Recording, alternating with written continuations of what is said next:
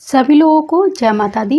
आज आपके लिए जो लेकर आई हूँ बहुत ही ज़्यादा महत्वपूर्ण जानकारी है, क्योंकि मैं तो ऐसी छोटी-छोटी जानकारियाँ आपको देती रहती हूँ, लेकिन आज की जानकारी जो मैं लेकर आई हूँ वो पेरेंटिंग आपके लिए कुछ टिप्स हैं, वो बता रही हूँ। जो लोग इन बातों से अनजान हैं या फिर नहीं जानते या जानबूझकर अनजान बनने की कोशिश करते हैं, उनके लिए बहुत अच्छी जानकारी है। आप 2-3 मिनट का समय निकाल कर ये पूरी जानकारी ध्यान से पढ़ें। अगर आप संतान चाहते हैं, यानी अभी आपके बच्चा नहीं हुआ है और अगर आप प्लानिंग कर रहे हैं संतान उत्पत्ति की, तो आप ये जानकारी ज़रूर दिमाग में रखें। और मैं आपको दावे के साथ कह रही हूँ, अगर आपने मेरी बात को सुना या माना या किया, देखना आपकी भी संतान ऐसी होगी। आप देखते होंगे गूगल पे या आप फेसबुक वगैरह पे आपने टीवी पर देखा होगा कि बहुत सारे विलक्षण जो बच्चे पैदा होते हैं। आपके मन में भी ऐसे विचार उठते होंगे कि काश मेरा बच्चा भी ऐसा हो।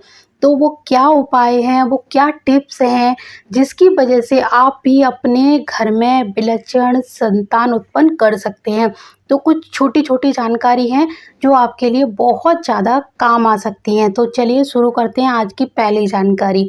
मतलब पहली टिप्स मेरी ये है कि जब आपको आगे प्लानिंग करनी है कि अगले साल हमें बेबी चाहिए, तब आपको पहले से ही, जब आप प्रेग्नेंट नहीं हो उससे पहले ही आपको कुछ चीज़ें कुछ महीने पहले ही फॉलो कर देनी चाहिए।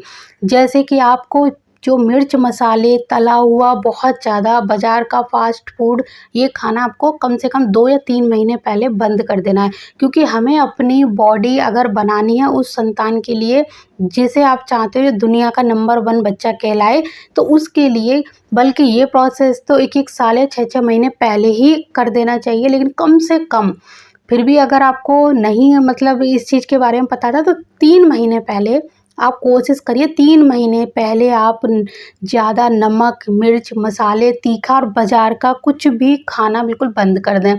ख़ास तौर से मिर्च खाना बिल्कुल बंद कर दें। मिर्च बिल्कुल भी ना खाएँ, बहुत कम खाएँ। मतलब शुद्ध सात्विक खाना खाना शुरू कर दें। आप घर में जैसे जो चाहोगे कि हमारा बच्चा वैसे नहीं, पहले अपने जो माइंड है उसको सेट करना है आपको, पहले इन चीज़ों पे। दूसरा, आप इधर-उधर फालतू के जो काम हैं या चीज़ें देखने जा रहे हो मूवी वगैरह, वो भी अभी बिल्कुल बंद करके थोड़े दिन आप कुछ अच्छी-अच्छी पुस्तकें पढ़ना शुरू करें। उसके बाद जब आपको लगे कि मेरे को 3 महीने तक मैंने अपने आप का मतलब अपना जो बर्ताव है बिल्कुल चेंज कर लिया है, बिल्कुल घर में नॉर्मल एक स्त्री की तरह आप हो कि मैं चाहती हूँ कि मेरा बच्चा ऐसा बने, तो पहले 3 महीने आपको बिल्कुल वैसा ही बनना पड़ेगा, अपने आप को चेंज करना पड़ेगा। अब आपने अपनी बॉडी को मेंटेन कर लिया, उसके बाद में जब आप संतान उत्पत्ति का प्रयास करें, तो उस दिन ना तो त्रयोदशी होनी चाहिए, चतुर्दशी होनी चाहिए, एकादशी होनी चाहिए, ना ही अष्टमी का दिन होना चाहिए और ना ही अमावस्या और पूर्णिमा का दिन होना चाहिए। ये 5-6 दिन इतने खतरनाक दिन होते हैं, मतलब ये पूजा पाठ के लिए, धार्मिक अनुष्ठान के लिए बहुत अच्छे होते हैं, लेकिन संतान उत्पत्ति का प्रयास करने के लिए ये दिन बहुत ही ज़्यादा अशुभ माने जाते हैं। अगर इन दिनों में गर्भ ठहर जाता है तो यकीन मानिए आपके घर में देव नहीं दानव तुल्य संतान पैदा होगी। जैसा कि आपने जब शिव पुराण कभी पढ़ा होगा तो आपने उसमें दिति और अदिति 2 देवियों के बारे में सुना है।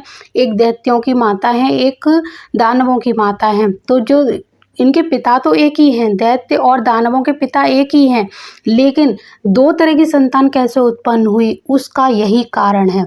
तो इस चीज़ का हमेशा ध्यान रखें। इन दिनों में अगर इस तरह का प्रयास किया जाता है तो दानव तुल्य संतान उत्पन्न होती है जो पूरे घर को बर्बाद करके रख देती है। अगर आप चाहते हो कि आपकी संतान विलक्षण गुणों से भरपूर मतलब लक्षण लेते हुए पैदा हो आप और पूरी दुनिया में आपके बच्चे का डंका बजे, तो आप कोशिश करें। ख़ास तौर से अमावस्या और पूर्णिमा का दिन है, चतुर्दशी, त्रयोदशी, एकादशी, अष्टमी जो मैंने अभी बताए, ये सारे दिन का ध्यान रखना है। और सबसे महत्वपूर्ण बात संध्या के समय जब सूर्यास्त हो रहा हो, दोनों समय मिल रहे हों, इस तरह का प्रयास बिल्कुल भी ना करें। लिख कर रख लीजिए, अगर ये दिन और संध्या का समय ये दोनों अगर मैच कर गए और आपने इस दिन अगर गर्भाधान का प्रयास किया तो ये लिख के रख लीजिए, आपके घर में जो संतान पैदा होगी वो दानव से कम नहीं होगी।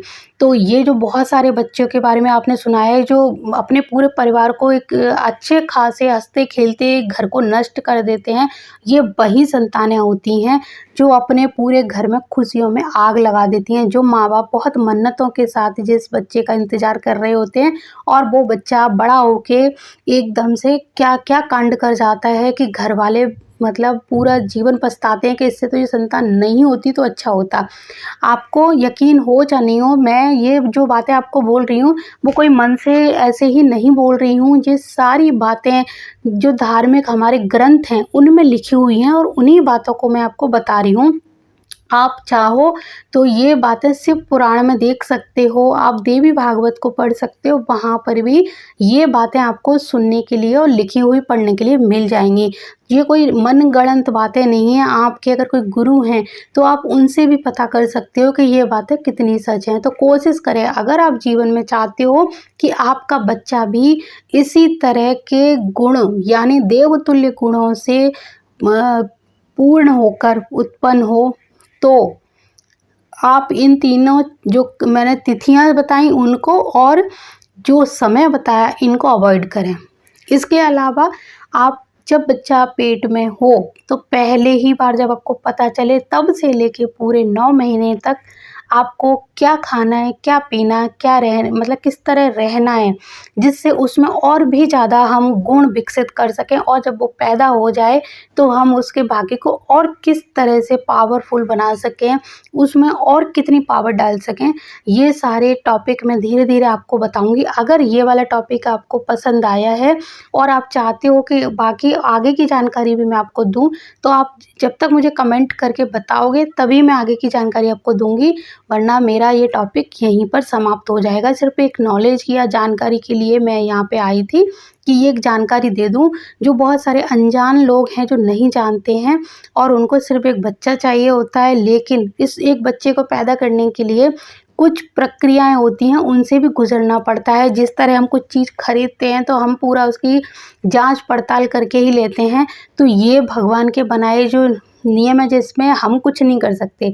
तो इनमें सिर्फ़ हमें उन नियमों का अगर हम पालन करेंगे तो वो सब हमारे फ़ेवर में जाएँगे और जब हम उनका उल्लंघन करेंगे तो वो हमारे सारे विपरीत हो जाएँगे और हमें ही आगे जाके कष्ट देने वाले हैं। इसीलिए मैं इस टॉपिक पर बस बात करने के लिए आई थी। बहुत सारे लोग इन चीज़ों को आज भी मानते हैं, फ़ॉलो भी करते हैं और काफ़ी लोग हैं जो इन चीज़ों को नहीं मानते और ना ही फ़ॉलो करते हैं और इन बातों से अनजान भी हैं। तो आप अगर इस चीज़ को मानते हो तो फ़ॉलो करिए, नहीं मानते हो तो इन चीज़ों में ये सब करके देख लीजिए और आगे परिणाम आपके सामने आ जाएगा। तो मुझे सिर्फ़ इतनी ही जानकारी देनी थी और अगर आगे की जानकारी और चाहिए आपको इसी तरह की तो मुझे कमेंट करें, मैं इसके लिए भी अलग से वीडियो आपको बना कर दूँगी। तब तक के लिए जय माता दी, जय गुरुदेव और जय सिया राम।